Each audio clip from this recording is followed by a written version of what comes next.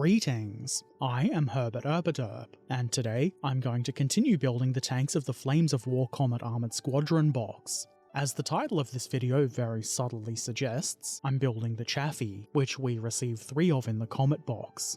This kit is also available as the British Chaffee Recce Patrol, also with 3 tanks, or as the US Chaffee box with 5 tanks. I've not done the research to figure out if you can get them another way. As I understand it, Battlefront no longer offers decals in those boxes, so if you want a kit that does include decals, the Comet Armoured Squadron is a way to get that. And a bunch of other stuff too, like the unit cards. You get a picture, and if you can read, there's some information you might find useful in games of Flames of War. We did have a bit of a look at the sprue in the Comet box overview video, but it's not going to hurt too much to briefly show the sprues here too. The Chaffee comes on one sprue, moulded in I guess, close to a US olive drab colour. It does stand out next to the more green colour of the British designed tanks in the box. This is probably so you can game with them without painting. They are gaming pieces after all. For gaming pieces though, they're quite nice. They've managed to get quite a bit of detail into single parts here, particularly the whole top. I rather like it. The only complaint I have there is that the whole machine gun has a thing below it, and it would have been better if that was a separate detail. A very minor complaint though, and you could modify it if you wanted. The sprues are unsurprisingly quite neatly moulded, so while there will be a little bit of mould line removal needed, it won't take up too much of your time. This is a fairly simple and quick kit, and you could probably even just guess how it all goes together with a high chance of getting it right, though the quick start guide does have an instruction diagram. You can also find these instructions on the Flames of War page for the US Chaffee box. The plastic in both boxes is identical. Let's glue some plastic together. I start with the lower hull, and like most tanks, the lower hull is where the tracks are, so I glue those on. The keying makes it really easy to get these rather nice looking single track parts on correctly. If you want to do it incorrectly, it will take a bit of work, but you can do it if you set your mind to it. Then I glue the whole top on. I found the best way to make sure there was no gap at the front of the hull was to only glue it at the front at first, and use the power of pressure to eliminate any gaps. You might notice that I've already added a magnet to the hull. Magnetizing turrets for Flames of War is a good idea, and it's easy to do, and I demonstrated this in the Challenger video from a couple of weeks ago. Rather than show the process again, I'll include a link to that video below. I'm sure it's not going to hurt you to watch both videos. You just want the views, Herbert! Well, yeah, I wouldn't make videos if I didn't want them to be watched. Anyway, when the glue at the front has had a chance to bond for a bit, I add glue at the rear and apply pressure there too.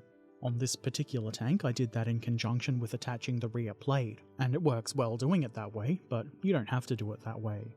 I make sure the gaps are as minimal as I can make them, and any gaps that are there are barely noticeable. I also add extra glue down the whole sides where the upper and lower hull parts join, just to make the glue god happy.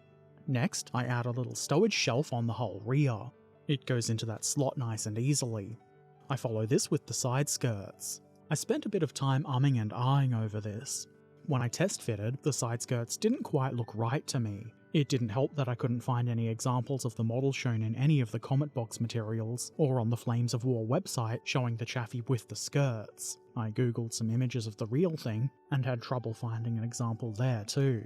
But the ones I did find showed that the skirts do look pretty much the same way as those in the kit do, which is not flush with the tank's running board side thingies. There's a kind of step to them.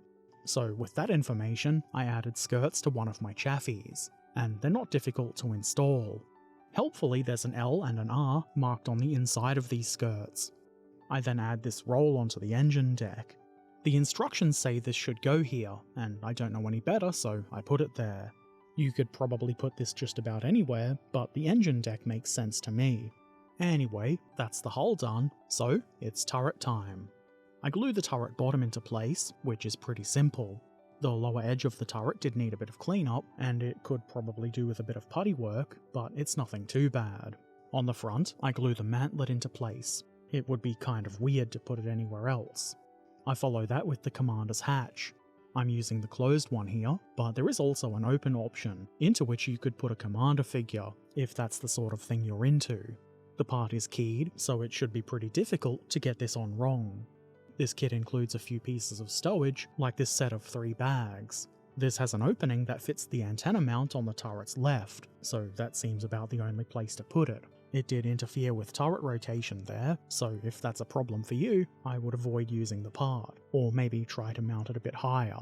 There's another set of 2 bags, and as the instructions suggest, I put this on the turret's right. None of the pictures of the completed model show any stowage, so the suggestions in the instruction diagram is all we have to go by. The stowage is optional anyway, so you can pretty much put it anywhere you want, if you can make it fit. Chaffies have guns, so best not to forget those. Unsurprisingly, the main gun goes into the mantlet. There's D-shaped keying here, though there's no muzzle brake, so it's not the most important thing in the world to be worried about. Just make sure the gun is nice and straight. And finally, the machine gun can be mounted on the top of the turret like so. There's keying, so it's pretty hard to do this wrong, but it does mean it's kind of tricky if you want to omit this or point the gun in a different direction, but that's fine. That's all the gluing for today. If you magnetize your turrets, you may now amuse yourself by letting the parts click together. Not because of childishness, because you've got to test it. There is also a turret mounting pin you could use if you don't want to use magnets, but magnets are a bit more fun. Anyway, the 15mm or 100 scale Chaffee from Battlefront is completed, and a nice little tank it is. Some might even call it cute. I don't know how useful or effective it is in games like Flames of War, though to be honest, on the rare occasions I do manage to play a game, I don't choose my army based on stats, rather I take what I think looks cool and fun. And I think the Chaffee fits the bill. It's pretty cool.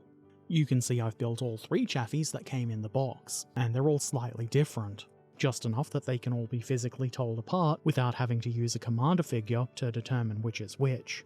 I've got so many unused crew figures in my bits box.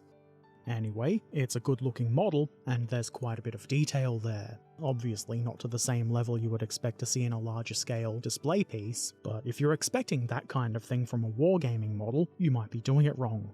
It's quite convincing as a Chaffee, and you can identify it as such from a distance, like on a gaming table, which is pretty much the whole idea.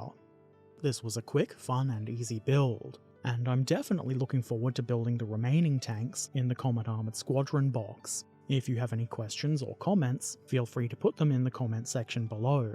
If you'd like to watch me build kits like this one live, why not drop by my Twitch channel, which is where I stream these builds. Be sure to subscribe and click the bell to see new videos when they come out, and if you want to see the videos a bit early, consider becoming a patron. You can find the link to Patreon, and all my other things like Discord and social media, in the description below. Take care of yourselves, be excellent to each other, and thanks for watching. Farewell.